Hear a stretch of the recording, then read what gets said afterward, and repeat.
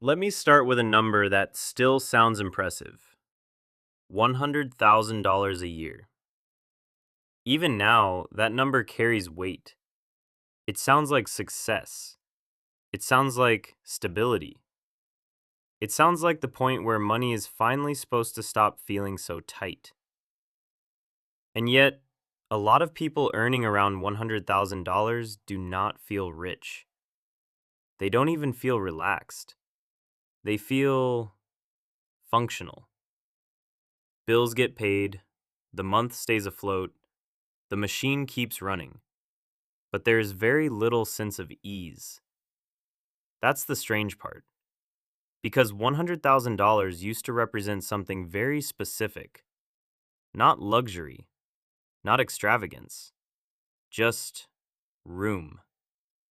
Room to make mistakes, room to save, room to breathe. Now, for a growing number of people, it feels more like pressure with a respectable salary attached to it. So, what happened? How did six figures, the number people were told to chase, start feeling more like the new $50,000? That's what this video is about. For a long time, six figures meant you had crossed into a different category of adult life. Not billionaire territory, not mansion territory, just the category where money was supposed to stop dominating your nervous system. The promise of $100,000 was never really about luxury. It was about security. You could pay for normal life without doing emotional math every week. You could absorb a bad month. You could build savings without feeling like one bill erased the whole effort. You could think about the future without every plan immediately colliding with your current bills. That was the promise. And it made sense, because when people pictured six figures, they weren't imagining excess. They were imagining relief. That is what feels different now. A lot of people hit the number and discover that relief never arrived. The income is there, the calm isn't. Let's take someone concrete. Call him David. David is 36. He works in operations, lives in a decent metro area, not the most expensive one in the country, but not cheap either. He earns just over $100,000 a year. If you say that number out loud, most people react the same way. Oh, he's doing well. And to be fair, compared to a lot of incomes, he is. But now let's translate that income into actual life. After taxes, that number already looks smaller. Then regular life starts taking its cut. Rent or mortgage, car payment or transportation, insurance, groceries, phone plan, utilities, healthcare, a little travel for family or work, a few subscriptions, basic maintenance, a couple of normal adult obligations that no one thinks of as luxury. And suddenly, David is not living some inflated dream life. He is just maintaining a respectable adult one. That's the shift people feel. The number still sounds large, but the life it buys feels far more ordinary than people expect. That's why this is so psychologically confusing. Because the label says successful, but the lived experience says still careful. This is not just about prices rising. That explanation is true, but incomplete. What really changed is the relationship between income and risk. Years ago, a strong income often created distance from risk. Distance from eviction, distance from debt, distance from disruption, distance from one bad event turning into a long financial mess. That distance is what people used to experience as security. Now that distance is much smaller. That's why $100,000 can feel thin. Not because it is a small amount of money in absolute terms, but because it often no longer creates the margin people thought it would. It can still support a good life. It just doesn't always create enough distance from things going wrong. And that distance matters more than the number itself.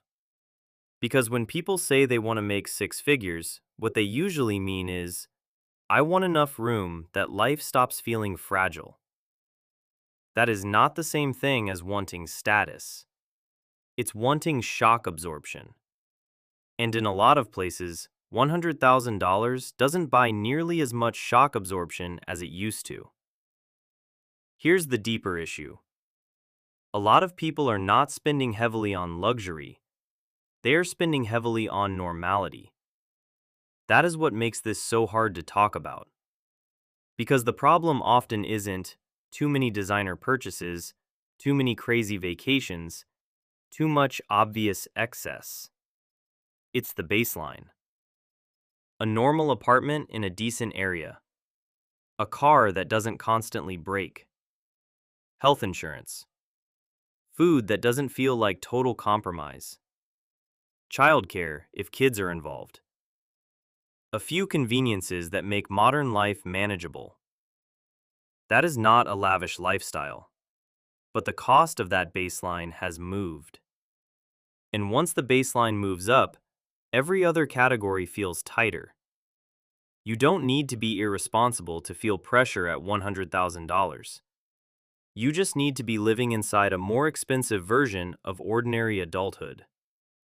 That's what many people are actually paying for now. Not luxury. Access to a normal life that used to be easier to sustain.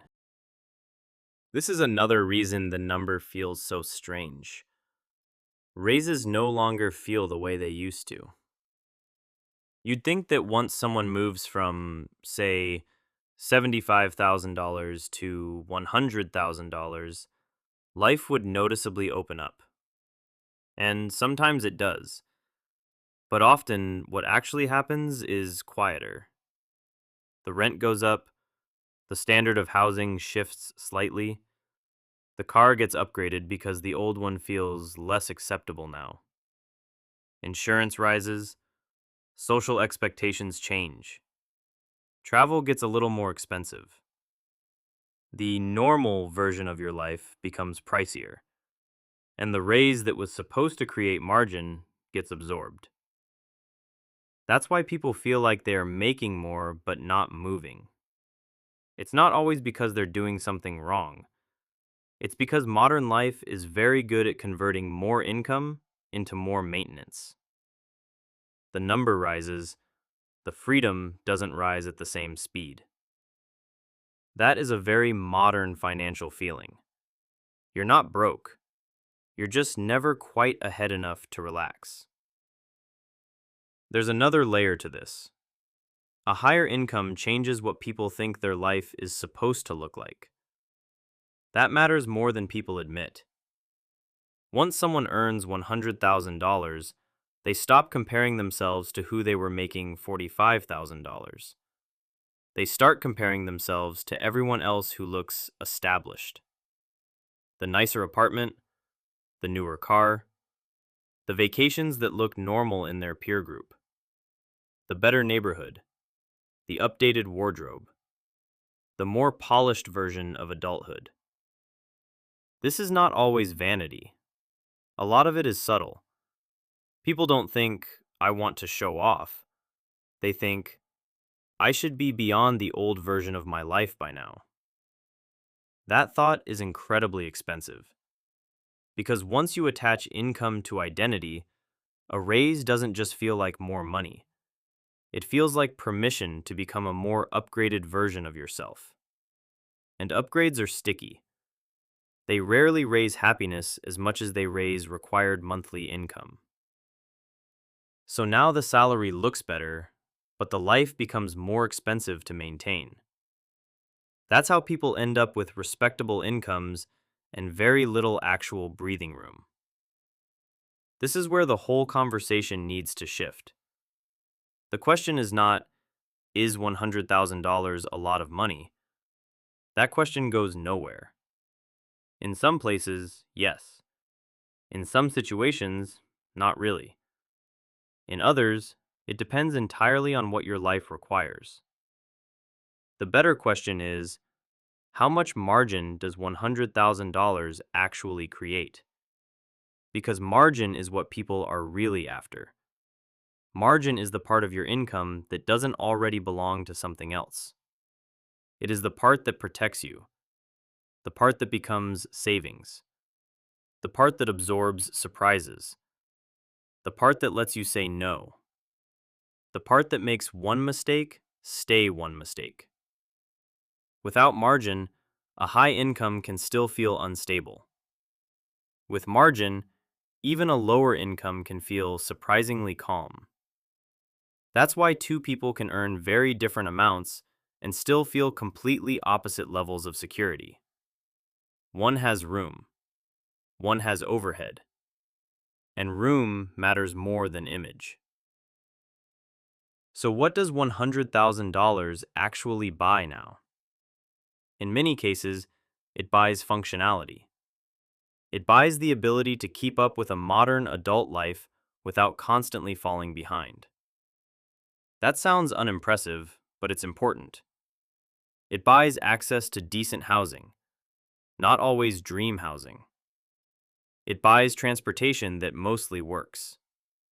It buys healthcare coverage, often not peace of mind, but at least access. It buys the ability to handle normal monthly life without obvious collapse. That is still meaningful, but it is not the same as what people imagine when they hear six figures. People hear $100,000 and imagine financial release. What many people actually get is financial maintenance. That's the disconnect. The number still sounds aspirational. The reality often feels like running a more expensive version of adulthood. Not winning the game, just staying in it. What makes this topic so powerful is that it changes how people interpret their own lives. A lot of people making around $100,000 feel quietly disappointed in themselves. They think, if this number still feels tight, I must be doing something wrong. I must be worse with money than I thought. I should be further ahead by now. But often the issue is not personal failure, it's expectation failure. People were handed an old story about what six figures was supposed to do. That story no longer fits reality in the same way.